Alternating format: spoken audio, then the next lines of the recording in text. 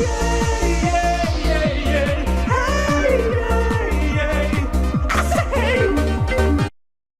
guys, I'm here to show you the importance of sustainable foraging and how it can lead to a sustainable future for humans and the environment. You can clearly see my side is way more flawless than the other. First of all, what is sustainable? Sustainable is when we meet our standards of something and we don't negatively impact the future's needs. Fossil fuels is a great example. We need to preserve it, otherwise we won't meet the future standards for fossil fuels. The company Jeep has designed a car. It is Wednesday, my dudes.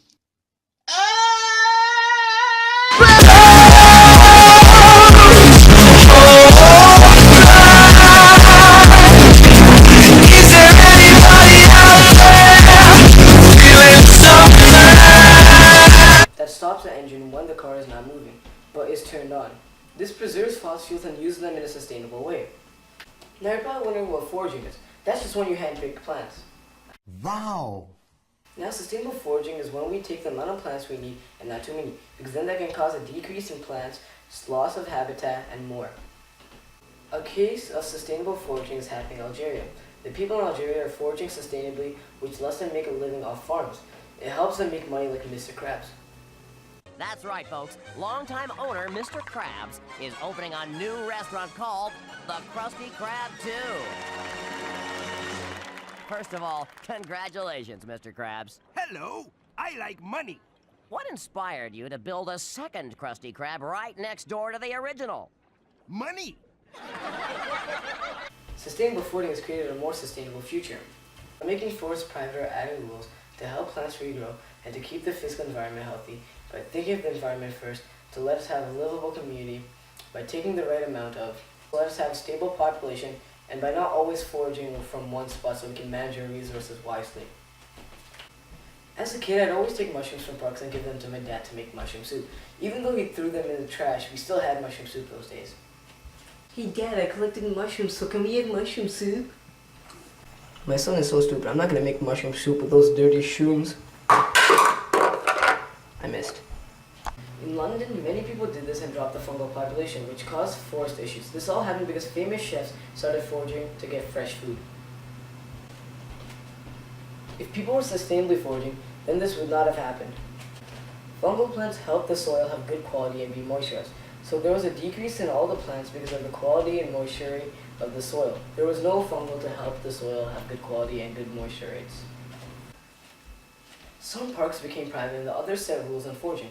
This lets the plant regrow and be preserved. Some parks required license to forage, while others were strict on the amount taken. Literally fined for taking a bag of mushrooms. While London struggled for a little while, Alberta has always had an amazing foraging industry. The land types there are agriculture, industry, and residential. Rural communities to forage, cultivate plants for industries that are nearby. The sustainable methods to grow plants which benefits humans with food and also cheaper food because they have more amounts of food. But not only does this provide us with a sustainable future, but it helps the environment have a sustainable future. It grows plants and has a few side effects too, like erosion control, wildlife, habitat recreation, and increase of pollination. Oh my god! Wow! Oh my god! Some forage crops can cover water to prevent some erosion and also boost the soil quality too. When we handpick plants, we create open space for certain animals, but if we overforage, then we will make them lose their habitats. With our sustainable methods, we will help develop or recreate forests, and that will cause more pollination, and that will lead to plants being further developed and also being able to reproduce. This was all because where they put the environment in their value list.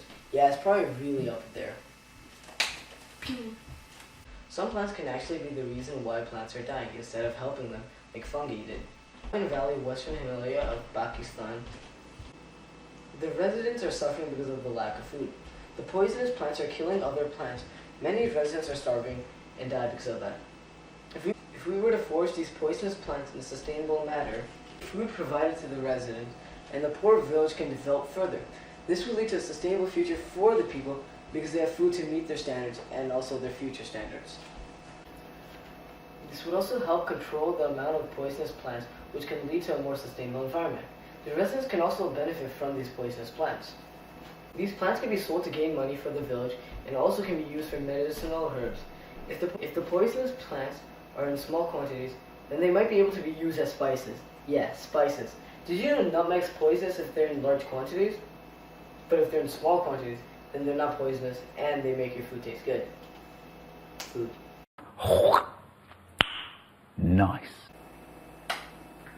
Unlike Pakistan, Britain has many resources, but cannot manage them well. This led to a severe loss of mushrooms in the northern forests. Chefs and industries are continuously taking mushrooms out of one spot and is killing the ecosystem. Like I said before, fungi is necessary.